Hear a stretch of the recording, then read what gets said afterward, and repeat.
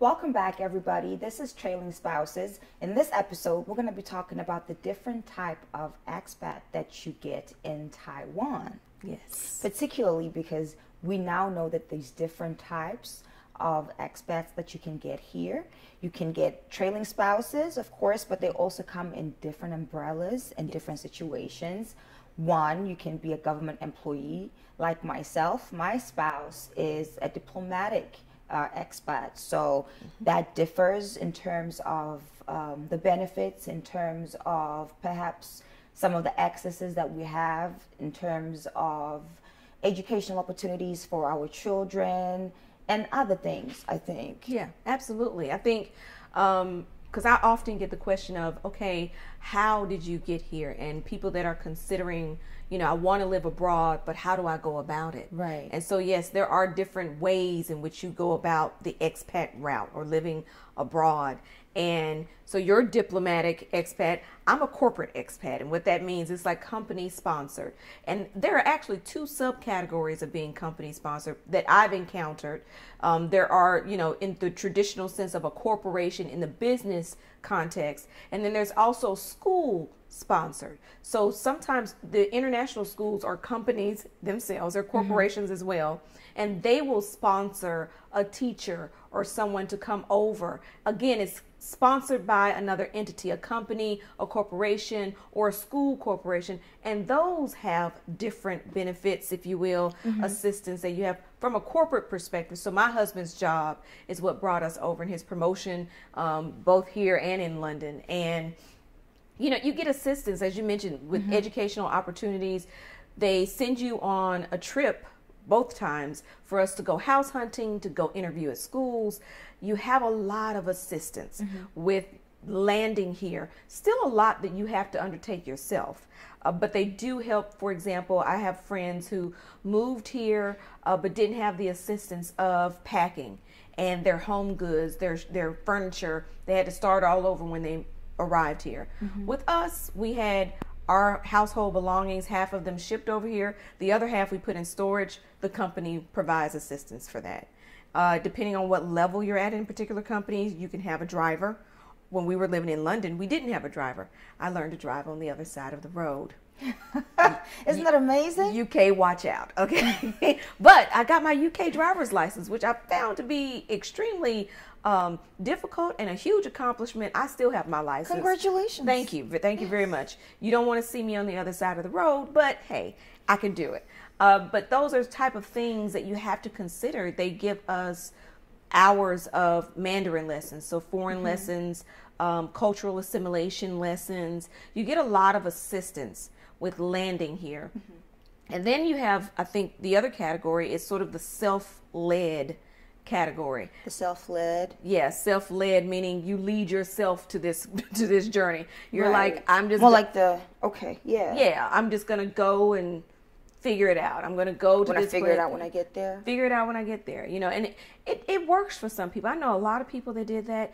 This is all pre-COVID-19, however, because COVID changed a lot of things and a lot of regulations Yes. and a lot of the requirements. But pre-COVID, yes, people were kind of just basically what you're saying is getting a tourist visa yes, and then hopping on a plane, coming to Taiwan, and then hoping that in those 3 months or whatever months that tourist visa is due, they will connect with other people and then find opportunities of employment however they can, and then even if they didn't convert that they to a work visa. They could convert it to a work visa, but even if they didn't, let's say that in the first night, because here in Taiwan, you could, before COVID, you could land here on a visitor's visa for 90 days, stay here. But let's say you didn't find anything, you wanted to stay longer. All you have to do is leave, go to another country, and come back, and the 90 days starts over again. That was before COVID. That does not exist right now. So the self-led option, I don't know about other countries. Most countries are following suit. That does not exist right now as an opportunity. And so the self-led, but when the world opens back up again, that is a possibility because you can, you know, go and figure it out. You need to consider lifestyle. You need, who the type of person you are. me, a woman of my particular age, I'm just going to tell you right now, I'm not going anywhere and try to figure it out. I need to know where I'm laying my head. I'm not going to stay at a hostel for any amount of time and figure out anything. I'm not going to go to another country. I have children, a husband. That's just not my life. However, that really does work for a lot of people. I have a lot of friends, and it worked for them. So you also have to consider the student expat. Those are the people who come to Taiwan on student visas to actually go to institutions of higher learning, especially university. So they come here to do their university. Maybe it's 5 years or 4 years, and then once they're done with their education, they decide to stay on longer. Yes. So they gain employment locally and then they stay, but they're forever kind of seen as the student expats, and that comes into lifestyle, like you say, because then you might find that they're actually more or less in the same age group, but the lifestyle demands and the lifestyle desires are quite different. Yes, and it's different, I think, too, when you are single. Maybe age may play a factor into it, but certainly if you have children, that's a different conversation, a different consideration in terms of assistance, in terms of finding places for your kids to be educated. Right. That's a totally different undertaking. So I think people have to consider how much support they want in the journey, how much support they need. There are a lot of blogs, a lot of websites. They give a lot of assistance, even if you're self-led, and even if you are sponsored by a company. All company expat policies are very different. Very different. I have some friends working in some companies, and I was like, girl, I don't know how you did it, because I couldn't have come over here if somebody didn't help me to find a home. Some people get help and assistance in finding a home, and some people, they leave it up to them. Yeah. And so, you know, it just depends on what your policy is.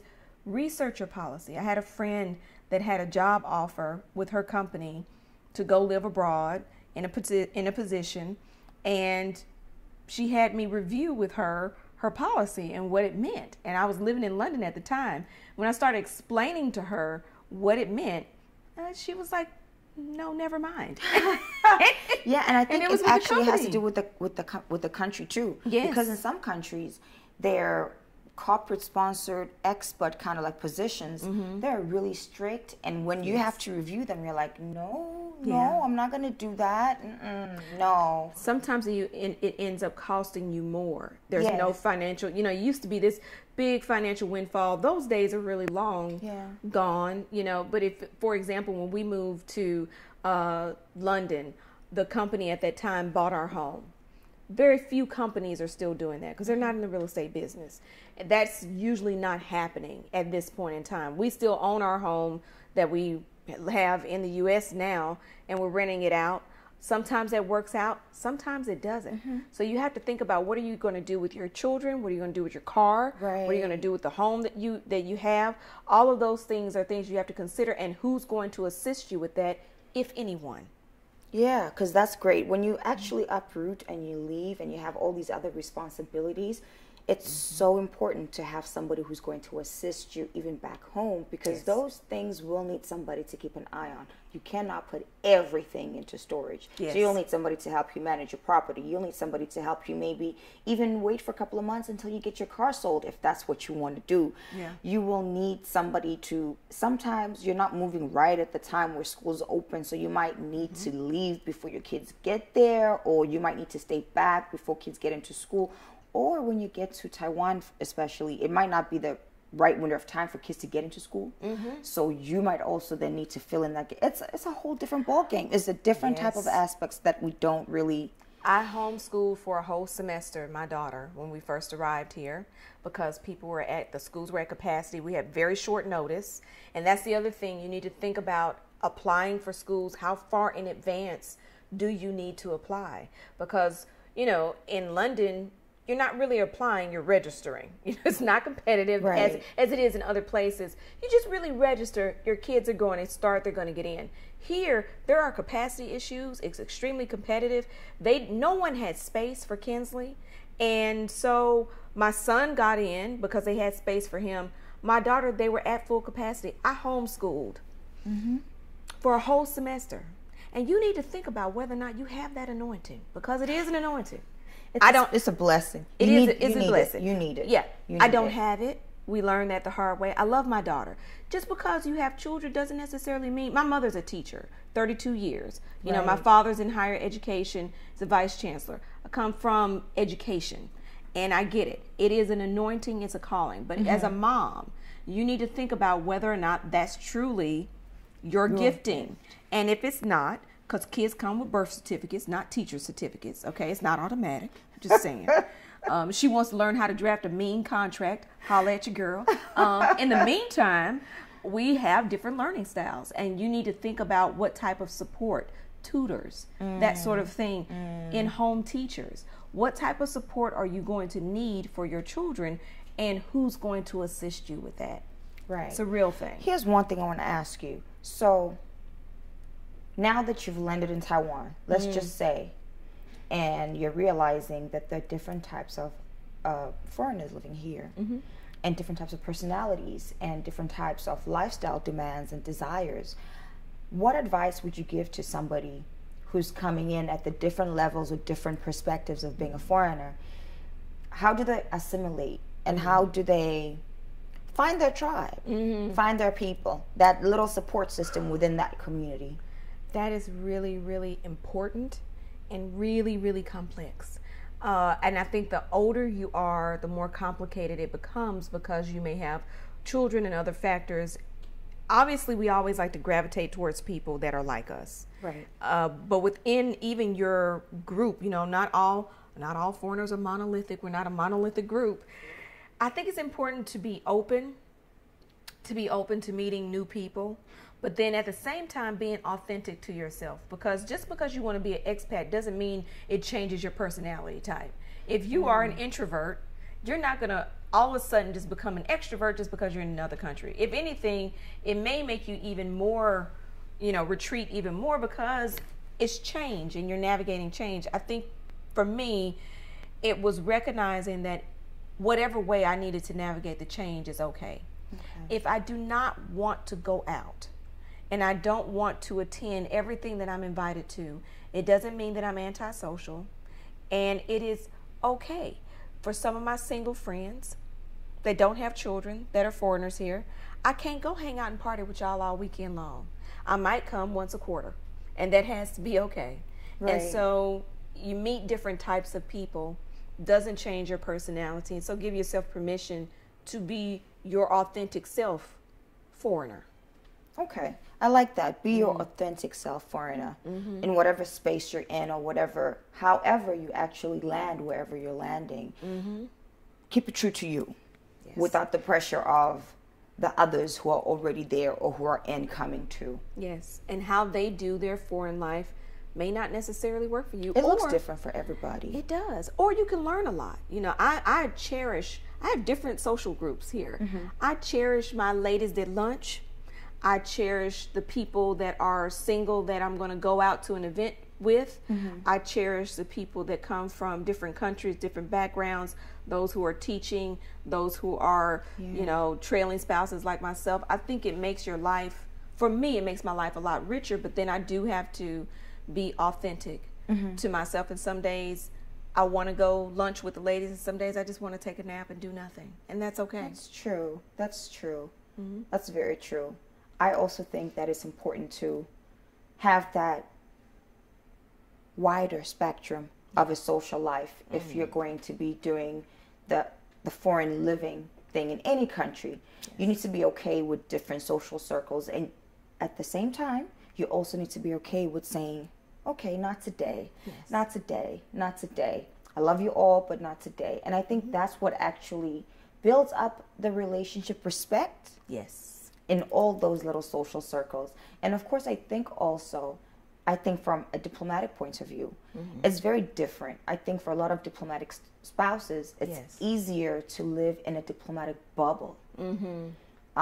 Because you're all thrown in the same organizations and same activities so often that you neglect to make friends outside of that. Yes. So when you manage to make friends outside of that bubble, it's great. Yes. It's the same for corporate expats. we can stay within our world, especially if you have like companies that have a lot of expats that are here. So you can have 10 or 15 people that are on foreign assignment and are expats, and you can only congregate with those few people. And if you never branch out, you miss the beauty of other people, other personalities. But then there's also support that comes from those communities as well. Yes, there is. Yeah, so balance. Balance is good. Balance. That's what we're taking away from this? I think so, yes. Balance and knowing when to just be the different type of you. That's right. Different and authentic. This has been Trailing Spouses. Thank you so much for joining us. Be sure to tune in every week, and we appreciate the viewership. Bye.